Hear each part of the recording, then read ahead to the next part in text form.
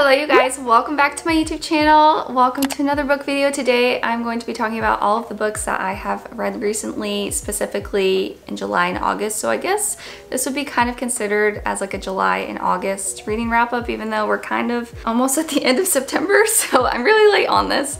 But I think I have about 5 books to share with you guys today. I have a lot of my books on this Amazon Fire tablet because I've turned into an e-reading gal, and I told myself I was never ever going to be that girl. But just to be realistic, I have pretty much no more storage space in here. Like, all of the books I have are underneath my bed in bins. And it was just so much easier to read them on here. And I actually, after I read one, I was like, oh, this isn't actually that bad. So most of the books I'm going to be talking about, I don't have physical copies for. I think I have two. Yeah, I have 2 books that I actually have in my hands, but the rest of them are going to be ebooks on my tablet. So I have a lot of fantasy books I'm going to be talking about. I was in my romance era if you guys saw my last video, but now that we're getting into fall, I feel like we're going to get into the cozy, like spooky season, and I've been transitioning back into my tried and true fantasy romance books. So if you guys are interested to hear what I have read recently, if you're looking for maybe some new book recommendations, be sure to keep on watching this video. And without further ado, let's get talking about the books. Of course, as I start filming, I don't know what happened with the light. It just got like super dark for some reason. It has been raining here so much in Florida, so please bear with me if the lighting is a little funky. But the first book I'm going to talk about is the only romance book I have read recently. I read this at the end of July. This is called Every Summer After. Carly Fortune. I think this definitely lives up to the hype. I rated it 5 stars, and I was hooked after chapter 1. I loved it. And believe it or not, this is the only book that this author has written, and in the acknowledgements, there's a reader's guide at the back of this. She talks about like the inspiration behind this book, and this book was actually inspired by real life events, and she basically had this revelation from God that she needed to sit down and write this story. And I'm so glad that she did, because I really enjoyed it. But this takes place in a town called Barry's Bay. It takes over the course of 6 summers and 1 weekend. Our main characters are Persephone and Sam. Persephone grew up going to this lake house with her parents in Barry's Bay, and that's where she meets Sam, who turns out to basically be the love of her life. So she basically meets the love of her life when she's 13, and I just think that is so adorable. But it talks about them growing up from childhood to their awkward teenage years, to high school to college, and just the evolution of their relationship, because they become best friends and eventually take that to being more than friends, and something disastrous happens where they don't talk to each other for 10 years until she gets a call from his brother that his mom passed away, and there's a funeral, and she ends up going to the funeral, and she sees Sam after not seeing him for like 10 years. This has a dual timeline. It alternates between them growing up and then that present weekend where she is back there for the funeral, and they get to see each other after not seeing each other for that amount of time. I just think the story was really good. The character development was really good. Sam is such a wholesome and just cute book boyfriend. I really enjoyed his character. It's just the inspiration. Boys, you better be taking notes. But yeah, it was an incredible story. I was hooked after chapter 1. It is definitely like more of a coming of age summer romance, like childhood friends to lovers, like first love kind of tropes. And I would say this would probably be for an audience more of like 17 years of age, just because there is like one sex scene towards the end of the book. It's a very slow burn kind of romance, and I really went on a roller coaster with this one, so I would definitely recommend that y'all check this book out. Moving into the next book I read, back to my romance fantasy tried and true genre, I read Once Upon a Broken Heart by Stephanie Garber. And this is funny because the second book for this series actually came out this past week. I believe it's called The Ballad of Never After.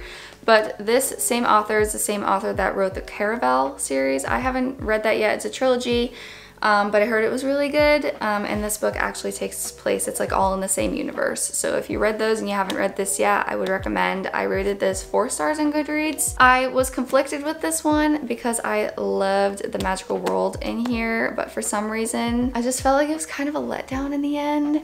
But I have hope for the second book. In my experience, when it comes to fantasy books, the second books, like specifically in the Cruel Prince series, if you guys have read ACOTAR, like the second book is always the best one, and the first books just have all the world building, and it's just, they're not the greatest. Like, they're always 3 stars in my mind, but the second book is always so good. So I have high hopes that the second book is going to be better, and I'm looking at my Goodreads review here because it has been a while since I read this book. There are fates, humans, vampires. There's magical prophecy in here, which I thought was really interesting. The main character, her name is Evangeline. She kind of crosses paths with this guy named Jax. He is the Prince of Hearts, which makes me think of Alice Wonderland now that I'm thinking about it.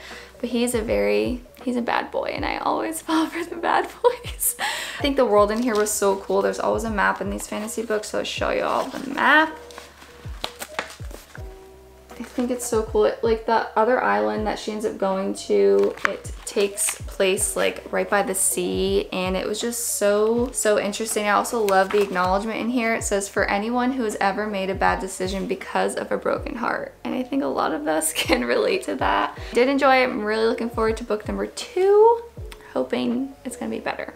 On to book number 3. This is actually the book that got me back into reading fantasy books because it was a book club book that I read. I have a book club with my friends, but this was our book club book. This was Divergent by Veronica Roth. I'm back to my e-reader.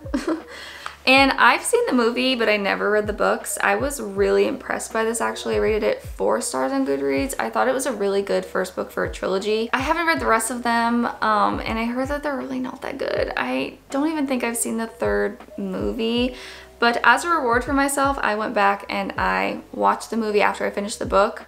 And I think the movie actually got the book pretty spot on. I mean, obviously the movie is like a sped up version of the book, so it only hits on like the major plot lines, but a lot of times when they film movies that are based on books, they just kind of screw it up, like they screwed up Harry Potter. And I just thought they did a pretty good job with this. Like, I was pretty impressed, and I don't know, it was kind of a random read, but I enjoyed it. Moving into the next book, by this time I remember I was in a really bad book slump, and one of my friends recommended this book to me, so I gave it a shot even though it was kind of outside of my comfort zone. This is called House of Salt and Sorrows by Erin Craig. I think the cover is beautiful. And I'd had that on my list, or on my TBR forever, so I was like, well, I'm kind of in a book slump and I need to get out of it, so I think I'll give it a shot. And I think this would be a really fun read for fall, especially because it's like kind of spooky. According to Goodreads, this is a retelling of the Brothers Grimm fairy tale named The 12 Dancing Princesses, and it put it in like a retelling horror, mystery, romance, fiction, fantasy, fairy tale genre. I know that's kind of a lot. I remember this book definitely messed with my head, and I don't know if it's because I had started my new job and I was just so exhausted and I was trying to read this book that I just like could not remember anything that was going on. But by the time I got to the end of it, there was this crazy big plot twist, and I just had no idea what was real, what wasn't real, and just like what was going on. But I also think that was kind of the point of the book, and that the author did that on purpose. Because again, it's like a combination of a fantasy and a ghost story. This focuses on a family. The main character is Anole. The whole book is told from her perspective. There's 12 sisters, and the town thinks that her family is cursed because each of her sisters just keeps dying mysteriously and they don't know why. And then all of a sudden, Anole starts to experience these ghostly visions where she is seeing her dead sisters, and she's trying to figure out why that is and why her most recently killed sister, she believes that she was murdered, and she's trying to solve her murder. There's just a lot of like fairy tale elements that kind of go into it, and you're basically trying to help her solve the mystery as you are reading the book. But like I said, I was kind of confused by the time I got to the end of it. So I don't know if I would recommend it, but I think give it a shot if that kind of a genre intrigues you. I think it'd be really fun for fall, like I said, but I only rated it like 3 stars on Goodreads. Moving into the last book that I recently read, this was another book club book that I read with my friends. This is called The Witch Collector by Teresa Weeks. I'm so sorry if I said your name wrong. I had never heard of this book. I don't think it's that old, and I believe that the second book actually is coming out at the end of this month. It's a fantasy romance kind of book. I did not like this book. I rated it 2.5 stars on Goodreads, and I don't know if it was just me, because like I said, I've kind of been in a reading slump. I could not get into this book. I had to force myself to finish it. I don't think that's the book's fault. I think it was, you know, just a me thing. But I'm just gonna read the Goodreads for this because like I said, I rated it 2.5 stars, and I don't really remember much of what happened because I was just trying to get through the book. But it says, every harvest moon, the witch collector rides into our valley and leads one of us home to the immortal Frost King to remain forever. Today is that day, collecting day, but he will not come for me. I, Raina Bloodgood, have lived in this village for 24 years, and for all that time he has passed by. His mistake. Raina Bloodgood has one desire, to kill the Frost King and the witch collector who stole her sister. On collecting day, she means to exact murderous revenge, but a more sinister threat sets fire to her world. Rising from the ashes is the collector, Alexis Thibault, the man she vowed to slay and the only person who can help save her sister. Thrust into an age-old story of ice, fire, and ancient gods, which that kind of makes me think of Game of Thrones. Raina must abandon vengeance and aid the witch collector or let their empire and her sister fall into enemy hands. But the lines between good and evil blur, and Raina has more to lose than she imagined. What is she to do when the witch collector is no longer the villain who stole her sister, but the hero who's stealing her heart? And then it describes as a thrilling romantic fantasy series. And I will say, as I was reading this, I don't know if y'all have watched the show The Witcher on Netflix, but this very much reminded me of that. And like I said, I don't know what my problem was, because I do really like that show, but I just could not connect with this book. Definitely look into it if you like reading fantasy books, but for me, it just, I don't know, it didn't hit the spot. So I feel like this video was a little chaotic, but that is everything that I have read recently. I hope that maybe you guys got some new book recommendations and that you enjoyed this video. I also just want to say, now that we're at the end of the video, if you are still watching, just thank you guys so much. I hit 1,000 subscribers on my YouTube channel.